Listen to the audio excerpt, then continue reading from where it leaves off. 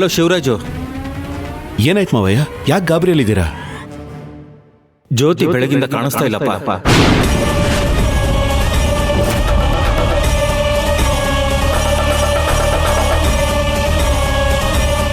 ಏನು ಕಾಣಿಸ್ತಾ ಇಲ್ವಾ? ಎಲ್ಲಿ ಹೋದ್ಲು ಮಾವಯ್ಯ? ಎಲ್ಲಿ ಹೋದ್ಲು ಅಂತ ಗೊತ್ತಾಗ್ತಿಲ್ಲಪ್ಪ.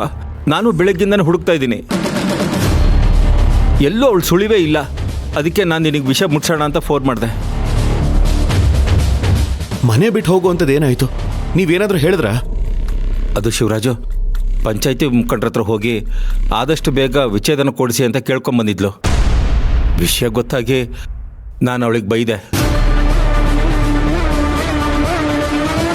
ಅವಳು ಕೋಪದಲ್ಲಿ ತಿರುಗಿ ಮಾತಾಡಿದ್ಲು. ಏನು ಮಾಡಲಿ, ನನಗೂ ಕೋಪ ತಡೆಯೋಕ್ಕಾಗಲಿಲ್ಲ. 2 ಹೊಡೆದು ಬಿಟ್ಟೆ. ಅದಕ್ಕೆ ಅವಳು...